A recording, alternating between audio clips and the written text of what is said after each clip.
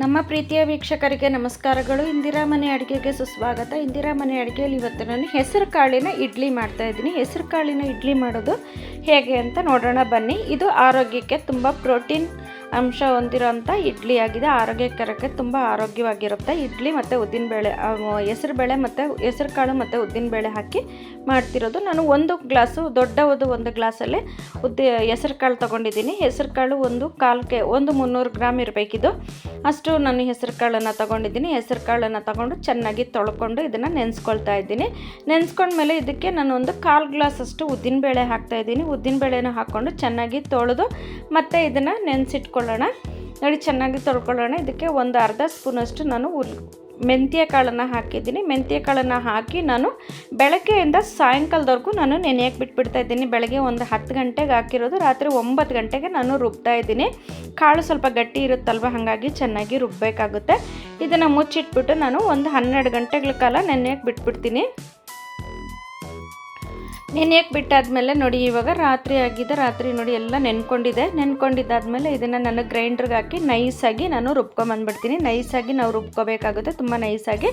ಎಲ್ಲ ರುಬ್ಬಿದಾಗಿದ್ಮೇಲೆ ಇದಕ್ಕೆ ಉಪ್ಪು ಹಾಕ್ಬಿಟ್ಟು ನಾವು ಚೆನ್ನಾಗಿ ಮಿಕ್ಸ್ ಮಾಡಿ ಇಟ್ಬಿಡಬೇಕಾಗುತ್ತೆ. ಚೆನ್ನಾಗಿ ಮಿಕ್ಸ್ ಮಾಡಿದ್ದೀನಿ. ಕೈಯಲ್ಲಿ ಮಿಕ್ಸ್ ಮಾಡಿದಾಗ ಮಾತ್ರ ಹುಳಿ ಬರೋದು.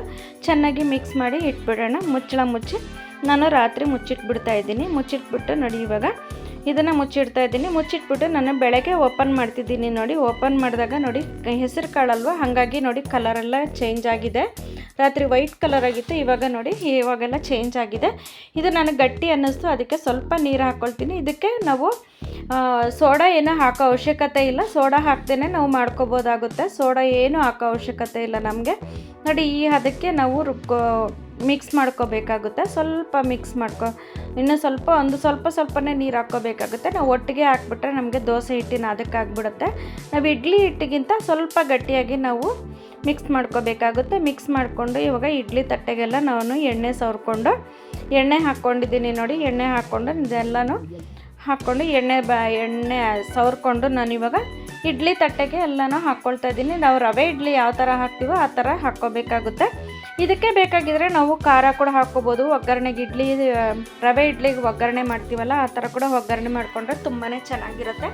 ಸಾಸಿವೆ, ಉದ್ದಿನಬೇಳೆ, ಕಡಲೆಬೇಳೆ ಮತ್ತು ಗೋಡಂಬಿ, ಹಸಿಮೆಣ್ಸಿನ್ಕಾಯಿ, ಕರಿಬೇವಿನ ಸೊಪ್ಪು ಹಾಕಿ ನಾವು ಒಗ್ಗರಣೆ ಮಾಡಿ ಹಾಕಿದಾಗ ತುಂಬಾ ಚೆನ್ನಾಗಿರುತ್ತೆ. ಮುಚ್ಚಿಬಿಟ್ಟು ನಾವು ಒಂದು 10 ನಿಮಿಷ ನಾವು ಇದನ್ನು ವೆಯ್ಟ್ ಮಾಡಬೇಕಾಗುತ್ತೆ. 10 ನಿಮಿಷ ವೆಯ್ಟ್ ಮಾಡಿ 10 ನಿಮಿಷ ಬೇಯಿಸಬೇಕಾಗುತ್ತೆ. ಮಾಮೂಲಿ ಇಡ್ಲಿ 7 ನಿಮಿಷಕ್ಕೆ ಬೇಯಿಸ್ತೀವಲ್ಲ, ಇದನ್ನು ಒಂದು 10 ನಿಮಿಷ ಬೇಯಿಸ್ಕೋಬೇಕಾಗುತ್ತೆ. 5 ನಿಮಿಷ ಬೇಯಿಸಿ ಒಂದು 5 ನಿಮಿಷ ಸ್ಟವ್ ಆಫ್ ಮಾಡಿ ಇಟ್ಬಿಡೋಣ. ಇಟ್ಟಿದ್ದಾದಮೇಲೆ ನೋಡಿ, ಇವಾಗ ಇಡ್ಲಿನ ತಕ್ಕೊಳ್ತಾ ಇದ್ದೀನಿ. ನೋಡಿ, ಇಡ್ಲಿ ಯಾವ ಥರ ಬಂದಿದೆ ಅಂತೇಳಿ. ನೋಡಿ, ಇದು ಸ್ವಲ್ಪ ಬಿಸಿನಲ್ಲಿ ಸ್ವಲ್ಪ ಮೆತ್ತಗೆ ಇರುತ್ತೆ, ಆಮೇಲೆ ಸರಿ ಹೋಗ್ಬಿಡುತ್ತೆ. ನೋಡಿ, ಹೆಸರು ಕಾಳಿನ ಇಡ್ಲಿ ರೆಡಿಯಾಗಿದೆ. ಹೆಸರು ಕಾಳಿನ ಇಡ್ಲಿ ರೆಡಿಯಾಗಿದೆ. ನೀವು ಮನೇಲಿ ಮಾಡಿ ನೋಡಿ ಹೇಗೆ ಅನ್ನಿಸ್ತು ಅಂತ ನಮಗೆ ಕಮೆಂಟ್ ಬಾಕ್ಸಲ್ಲಿ ತಿಳಿಸಿ. ನಮ್ಮ ವಿಡಿಯೋನ ಮೊದಲನೇ ಸರಿ ಯಾರಾದರೂ ನೋಡ್ತಿದ್ರೆ ದಯವಿಟ್ಟು ಸಬ್ಸ್ಕ್ರೈಬ್ ಮಾಡಿ, ಬೆಲ್ ಬಟನ್ ಒತ್ತಿ.